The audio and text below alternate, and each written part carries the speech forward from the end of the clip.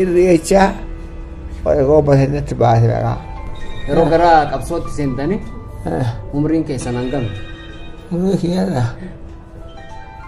xiqqoo gaaf umriin kiyyaa xiqqaan waan dalagaa iyyuu hin beekne abbaan kiyyaa ka'e ilma irri ijaarraa jedhee jettee.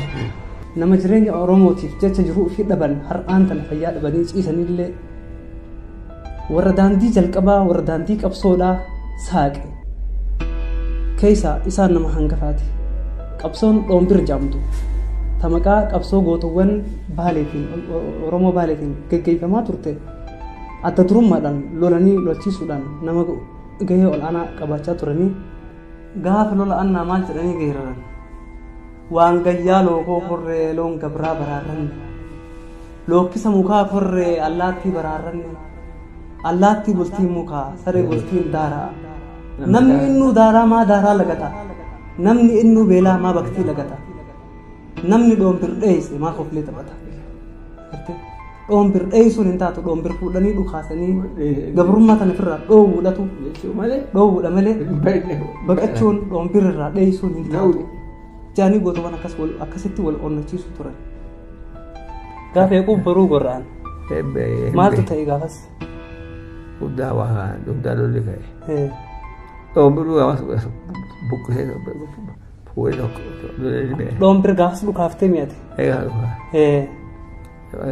Hayyee warra diinaa nama meeqa goorraati gaafas? Nama guddaa gorra'e. Mala kootaa. Eenyu si waliin jira gaafa sana? Achitti bakka sana eenyu faa si waliin jira? Goobana Yuuboo. Goobana Yuuboo hayee haji goobana Yuuboo. Dubra waa qoofaa jirani? Dubra waliin jira. Dubra waa qoofaa jira. Dubra qoofaa jira. Dayyoo Adaamaa jiroo faa jira. Adaamaa jiroo jira. Mee himi namoota sana? Dayyoo Adaamaa jiroo faa Dubra waa qoofaa. Dubra qoofaa. Waan Yuuboo faa. Hussein Jibril Elemaa faa Waaree Oluugoo faa. Waaree Waaqoo Luugoo faa. Waaree Luugoo jaarsaa. Waaqoo Luugoo faa.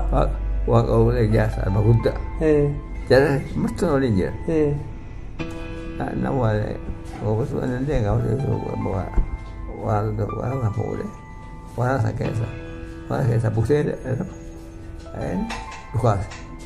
Gaafa lola annaa maal jettanii geerartan? Gaafa lola annaa gaafa dhukaasni jalqabaa dhoombir malkaa annaa irraa takka jedhanii eegalan gaafa san geerarsa geeraramee jira. Waan gayyaa lookoo korree waan gayyaa lookoo korree loon gabraa baraarranne. Allaattii bultiin saree bultiin daaraa. Lookkisa mukaa korree allaattii baraarranne. Allaattii bultiin mukaa. Saree bultiin daaraa. Namni daaraa. Maaliif daaraa lagata? Namni beelaa maaliif baktii lagata? Namni dhoombir dheeyse maa koflee taphataa? Akka jechuu turtan? Baas.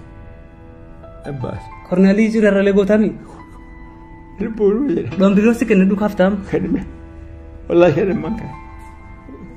Akka babaataa ilaalta. Akka nama gaafadhu ilaalta. Bakka inni gaafa. Kunniin marri gootota baalii qabdu. Warra qabsoo tana keessatti hirmaannaa guddaa godhee kaffaltii guddaa lubbuu kaffaleetiniin qabsoo Oromoo asiin gaheetiniin jedhe. Akkasitti jira baalii keessa nama akkana qabdi baaliin seenaa akkana qabdi seenaa dheeraa. Wayita saddeet qafaa taphata wayita korboo taphata wayita fardaan gulufan. Gulufaa fi taphaaf qofa waliin ga'anii achumaa waa mari'atanii keessattuu waa'ee qabsoo jedhamu dhaga'ee waan kana maalirraa quba qabaatan? Innummaanuu waltajjii qabsooti. Waltajjii diddaa gabrummaati. Waltajjii tokkummaati. Gulufanii fardaan arreedanii waliin miidhan. Osoo waan biraatiif arreeda saniif gulufa saniif tapha saniif taate wal miidhanam waliin miidhan. Waan isaa walitti qabeetu guyyaa waltajjiin isaanii gumiin guddaan tokkummaa isaanii oromummaa isaanii marii isaaniitu dirree gulufa fardaa sani dirree saddiiqaa sani bakka kanatti waan akkanaa kana taphatanii mari'atanii waan ta'u irratti walii galanii addaan deeman. Koloneel Alii Cirrii jechuun nama Oromoof jiraachuu ture nama Oromoof jiraate malee nama guyyaa takka illee jiruuf hin jiraatin nama guyyaa tokkollee ofiif hin jiraatin nama guyyaa tokkollee maatii isaatiif hin jiraatin maatii isaatu maatii Oromooti Oromoon miliyoon hedduu arra lakkaayamu kun maatii isaati maatii kiyya jechuuf dhiisee qabeenya isaa kabbaa isaa dhiisee falmuu ture tanaafuu Oromoon dubbachuu qaba Oromoon viidiyoo tana daawwatu Oromoon isin irraa ergaa tana dhaga'u anis ergaa tiyya tana akka narraa dhaga'u tanaan dabarfadha